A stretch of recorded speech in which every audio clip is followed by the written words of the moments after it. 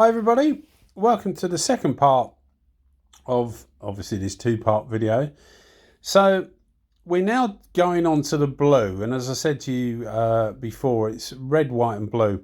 If you've just stumbled across this video, it is actually as I say, a two-part, and if you look in the description you'll see a link to part one, which should explain what we're doing a bit better to get this far.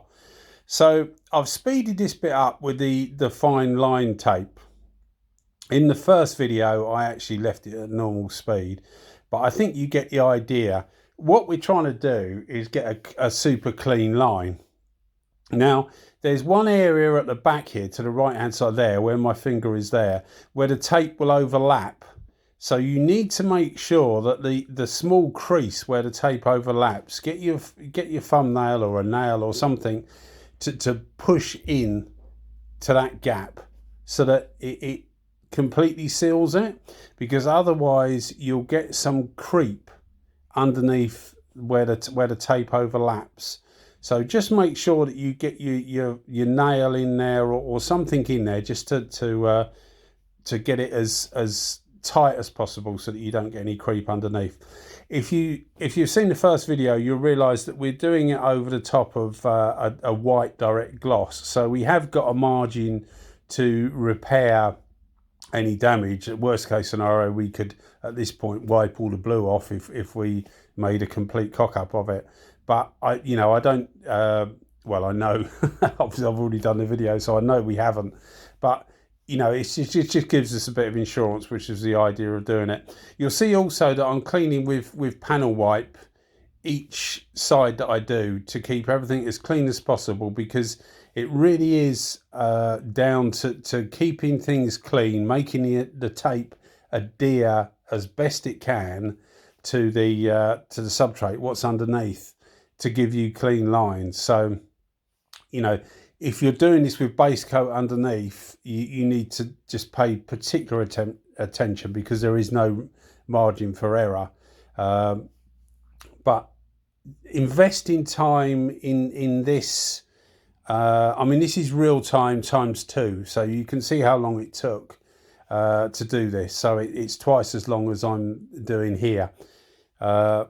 It's worth investing the time at this stage to get things right, because it will save you so much time afterwards. So as I said before, I'm using my eye to do all this. You can use bits of tape to give you an idea of whether one side is the same as the other, but at the end of the day, as I said before, people will be using their eye to actually see whether you've got it right or wrong. I'm using brown paper here, and you'll see that the normal masking tape is going up to nearly the edge of the fine line tape. So you want to make it so that the fine line tape is your final line. Don't put your masking tape up to the final line tape, just in case you go over it, and you will notice it when you pull the fine line tape off. If you've got a little bit where it's just overlapping the fine line tape, you will notice it and you'll lose your line, and you'll have to start again. So as I said, it's worth putting as much time into the preparation as you can to get it this far, because it just saves you so much time afterwards. You might think, oh, I spent an hour masking it up.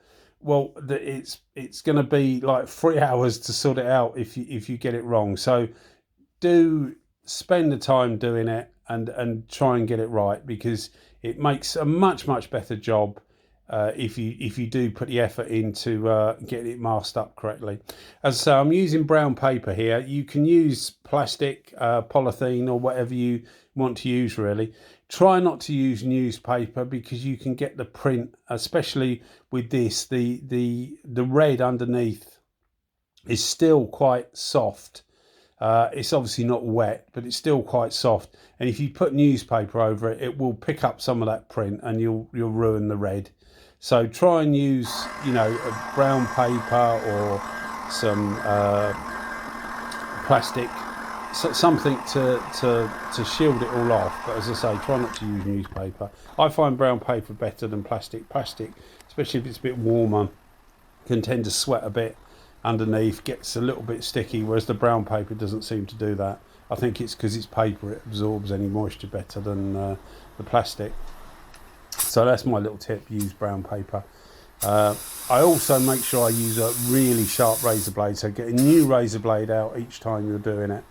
So we're up to the blue stage now, and we're using, as I said before, this is a Sata Fest, so we're using the Sata 5500 in an O pattern, and that's what we've used for the direct gloss, and we're also going to use it for the clear coat at the end. And we're using the 1.2 Sata HVLP for base coat in 1.2. Now, as I said before, I'm trying to put on as little coloured base as I can. So I did the same with the red in the first video, and now we're doing the same with the blue in the second video. Just enough to colour it. Obviously you need to make sure it's even, but just enough to colour it. And we're trying to avoid that step, or as much as possible that step where if you put too thick a base coat on, when you clear coat it afterwards, you'll get a pronounced step of where the different base coats meet the white and then come up again. So if you're going from the top, you would go over the red and you'd fill the step onto the white, and then you just fill the step up onto the blue. So we're trying to put on as little base coat as we can to give us the colour, but not to give us too much of a step. You can, as I've said before, you can flow coat it. So you do what we're doing now, you clear coat it, and then you sand down the next day or maybe 2 days afterwards. Sand it down with 1000 on a DA, and then you can clear coat afterwards. Normally one coat, you can try 2 if you want to, but normally one coat suffices, and that just takes the step away. But as I say, doing it this way, you get very, very little step. You see I'm putting heat into this between each coat, and that's because it's about 18 Celsius, so it's not a cold day. What's that, about 65, 66 Fahrenheit, something like that. So it's not a cold day, but it still helps the paint to go off quicker, and the quicker you can get the paint to go off, the better for it trying to creep underneath the tape, if that makes sense. Because obviously the more time the paint is runny, the more chance it's got of trying to get under the tape. And you'll see here that I'm putting my finger into all the joints where the tape does a sharp bend, because if it's going to lift anywhere, that's where it will. So I just put my finger in there, push it in, make sure it's fully stuck down before I apply the next lot of base coat. And by putting a bit of heat into it, it ensures that this solvent base coat goes off quicker, which, as I say, helps with the creeping underneath.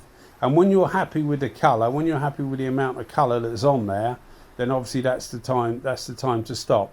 And as I said before, I give it about 18 Celsius with a bit of heat, about 20 minutes, and it just allows the paint to go off enough but to remain supple, because you want it, well, I find you want it supple when you remove the tape, because otherwise you'll start to pull it up.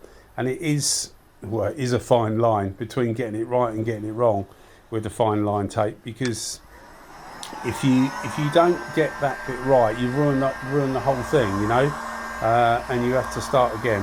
As I say, we've got the insurance with the solid base underneath, but it's still a lot of work and it's a lot of trouble. So as I said before, you're better off putting as much effort into the preparation as you can. As with all painting, really, it reflects what's on top, reflects what's underneath. So you're better off putting the time and the effort in. You see, as I said before, I'm keeping it 180 degrees from the so 180 degrees to the right, which helps with keeping the base coat that you've put on in position. And I also pull it slightly down, so you're pulling it as far away as you can, reasonably anyway, from the line. And you can see we're getting really good fine lines, which is the key. Whenever you do stuff like this, people will you know, always look at the lines, and a line that isn't right will stick out miles away. So as I say, spend as much time as you can getting it right, and the rest of it should look after itself. You know, with preparation, as I say, you're trying to get a flat, most of the time you're trying to get a flat finish, and you won't, people often use paint to cover up the marks, if that makes sense, and you won't get away with doing that because there's just not enough of it. So if you've done your priming and that is not properly flat, then you need to sort that out before you go putting paint on anyway, because it just makes it look awful, really. And you're not going to put that much paint on that you're going to cover up loads of marks. So you see here, I'm being as careful as I can, bearing in mind that the red, which is underneath the center of the tank, is still relatively fresh, so you do have to be careful with it.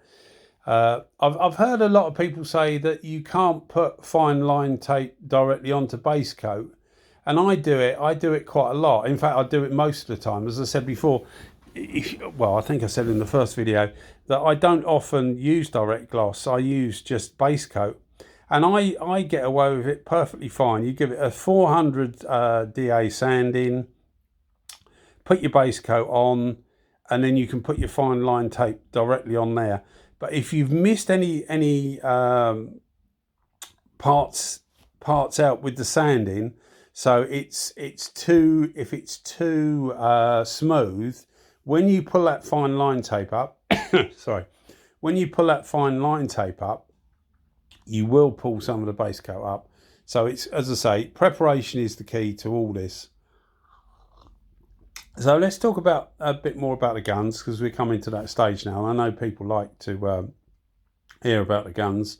So the Sata HVLP in 1.2, the little minigun, it's a great little minigun.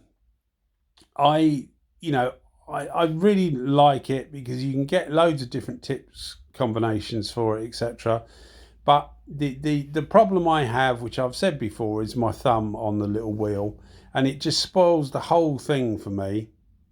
And when I got my bigger Sata, that's the first thing I checked. I grabbed hold of it and I thought, well, is that going to get in the way? And because the gun is so much bigger, it just doesn't get in the way. And I've really been enjoying using the 5500. It's a ridiculously expensive gun. There's no real, I can't see any reason why a gun should cost that much money. I've got other guns that seem equally well made. It's a bit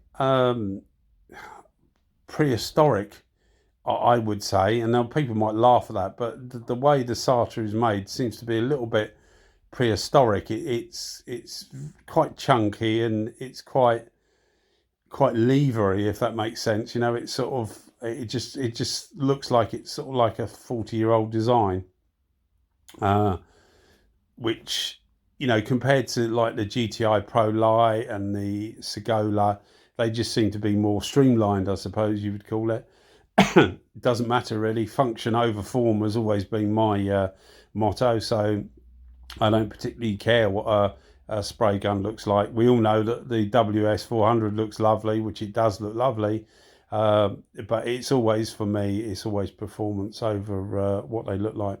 And you can see here we've got lovely fine lines, real nice point to it, no overbleed. That bit there on the other side is where I cut round with a razor, so that the bit you remove now you don't have to worry about anyway. So as long as you've got those lines good to go, the rest of it doesn't really matter.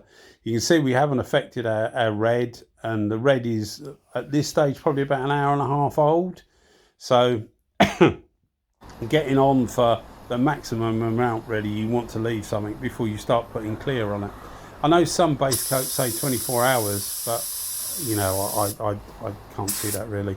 The ones I use are 1 to 3 hours, so you know, that's the best thing to do. So coming to the final stage, clear coat with the Sata 5500 with the O setup.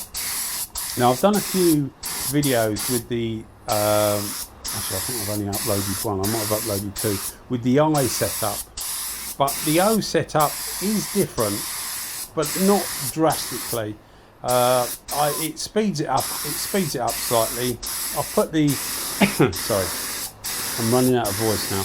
I've put the settings on the screen, but effectively full fan, 2 bar, so 29 psi, 2.5 turns out for the first coat, and 2 3/4 out for the second coat. Now 2 3/4 is full fluid, so effectively we're about 80% fluid for the first coat and 100% for the second coat. Really pleased with the results of this gun. They say it's a hose, you know, and the 5000 had a reputation for being a hose. I haven't found them anything like that at all. You know, if you a bit intimidated by some of the big guns, you might think, well, the Sata is one of the most intimidating, because people say, oh yeah, hoses it on, and but it doesn't. It's perfectly controllable. Really nice gun to use. As I say, the price tag is extortionate. It's not worth that sort of money, but there's nothing wrong with it. I think one of the guys commented in one of the other videos I did that, you know, he's got a couple of Satas and they're brilliant guns. The only down point is the price tag, and that's exactly what I would say. The only down point is the price tag. You know, really good guns to use. Lovely, really nice. And I was expecting to not like it, and it was a hell of a lot of money to shell out. You know, I buy all my own stuff. I'm not sponsored by anybody. That wasn't the idea of the channel. The idea of the channel is to share what I do with you, really. So I buy all my own stuff. So an investment like this, I mean, it's the most I've ever paid for a spray gun, and hopefully will be the most I ever will pay for a spray gun. You know, it's a lot of money, and you think to yourself, well, is it worth it? And the answer to the question is there's nothing wrong with a spray gun, brilliant spray gun, but it probably isn't worth it. But, you know, it's up to you to make up your mind, really. And here's the finished results. Although I say it myself, it came out absolutely lovely. If you want to do something like this, it's perfectly within your capabilities. I'm a guy at home in his garage. You could do this just as well in your shed or your garage and come up with the same results. All the stuff I show you is off the gun. It's always off the gun. There's never any polishing or anything. There's a few nibs on it sometimes, and I just use a little Milwaukee, I think it's 10 volt or 12 volt, little 3-inch polisher, and I normally just go over the nibs with a little bit of wet and dry, and then just polish those nibs out, because the rest of the tank doesn't really need it. All right, guys, well, thanks for watching, and if you've managed to watch both of them all the way through, then all credit to you, because it's quite a job. All right, guys, thanks for watching. Cheers. Bye-bye.